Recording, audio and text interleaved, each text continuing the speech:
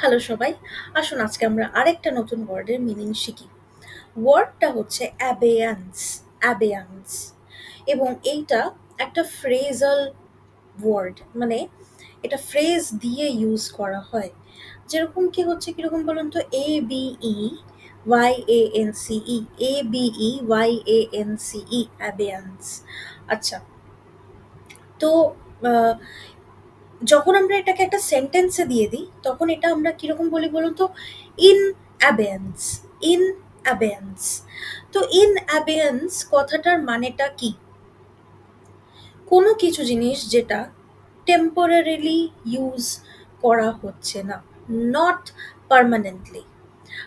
Permanently মানে আমি কি বলবো, যে ধরুন একটা আম, জায়গায় আজ থেকে 1000 বছর আগে কেউ থাকতো, বাড়িটা একদম অবস্থা খারাপ, জরাজীর্ণ অবস্থা, হয়তো কয়েকটা ইট, কয়েকটা দেওয়াল আর দেখা যায়, হ্যাঁ, এবং প্রত্নতত্ত্ববিদরা ওই জায়গাটাকে নিয়ে নিয়েছে, তো ওইটা হচ্ছে যে নট ইন অ্যাবেন্স, ওটা টেম্পোরারিলি ওই জায়গাটা ইজ নট ইন ইউজ, মানে permanently not in use. Temporarily not in use মানে হচ্ছে abeyance. For example, the lift is in abeyance. এইটা আপনারা খুব ফ্রিকুয়েন্টলি হয়তো দেখতে পান। কিসে বলুন তো, ওই যে লিফটে লেখা থাকে, lift is temporarily out of use, বা the lift is temporarily out of order। তো এই জিনিসটাকে আমরা বলি in abeyance, ঠিক আছে?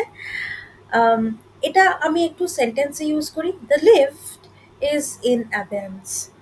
আরেকটা হচ্ছে যে দ্য রোড ইজ ইন অ্যাবেয়ান্স, বা দ্য টানেল মানে সুড়ঙ্গ, মানে আপনি দেখবেন যে অনেক সময় হাইওয়ে শেষ হলো, একটা রাস্তা শুরু হয়, যেটা পুরোটা ঢাকা, ওটাকে টানেল বলা হয়। The tunnel is in abeyance. তারপরে আমরা আবার বেরোলাম এবং সেটাই বলা হলো যে দ্য টানেল ইজ